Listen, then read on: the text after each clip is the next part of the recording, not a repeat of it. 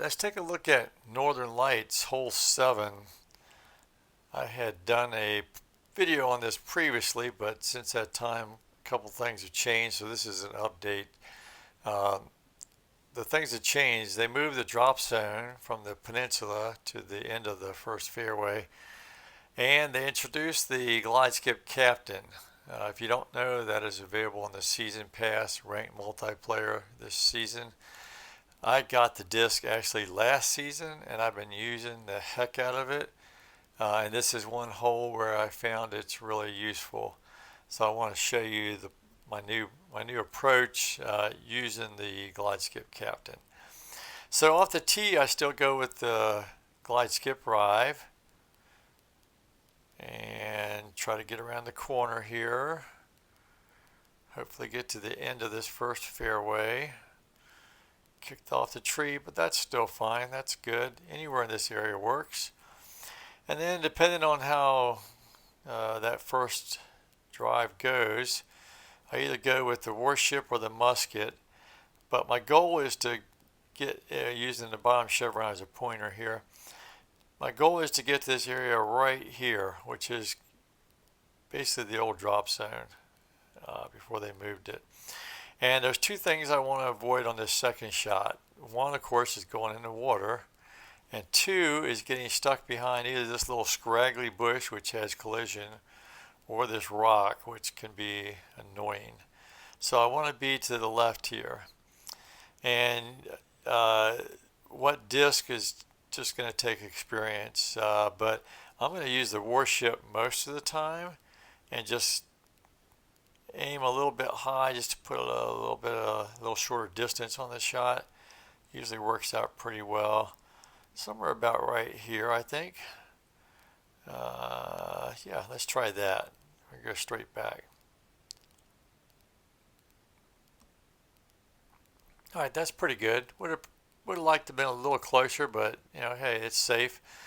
So now this is what I'm looking for, and this is, I think, the benefit of this approach, literally, is that I have a wide open look to the basket. Huge gap here.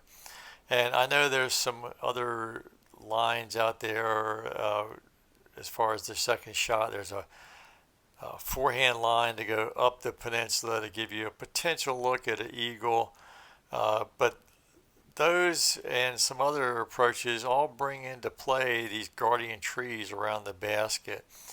And if you've been playing for a while, they can be brutal. They'll knock your disc right down to the ground, and you're either going to go into the water or you could find yourself 100, 150 feet away from the basket.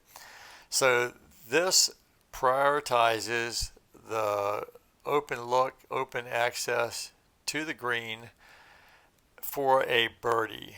Now, eagle is still possible with the Glide Skip Captain. I've had some that skip just over the top of the basket. So I know eagle is possible. But really all I'm looking for is, in this approach, is a more consistent look for birdie.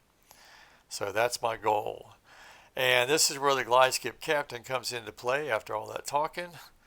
We're going to put the middle chevron maybe just a little bit to the right of the basket here, and with this wind we're going to come straight back, and with any luck we'll avoid this one tree right here, and got a very nice 17-foot putt for the birdie. So that is my new play on this hole, and I've been doing it for a while now. I'll do it one more time. And it usually works very well for the birdie. Like I say, from what I can recall, I'm pretty sure I haven't got the eagle, but eagles are pretty rare here, and birdies are what you're looking for to avoid giving away strokes to folks. So let's see, with this one wind, I'm going to go a little bit more to the right here with this shot, and challenge this little scraggly bush a little bit, but there you go. That's good. Just to the left, Again, wide open look at the basket. This is this is the premium that you're purchasing with the layup here. I'm going to go right at the basket this time, I think, and see how this looks. Looks like I'm going to end up to the left. But even hitting that one tree, 56 feet to the birdie, so not bad. So yeah, that is my new play on Northern Lights Hole 7. Hope you enjoyed it. Hope you learned something. And we'll see you around the valley.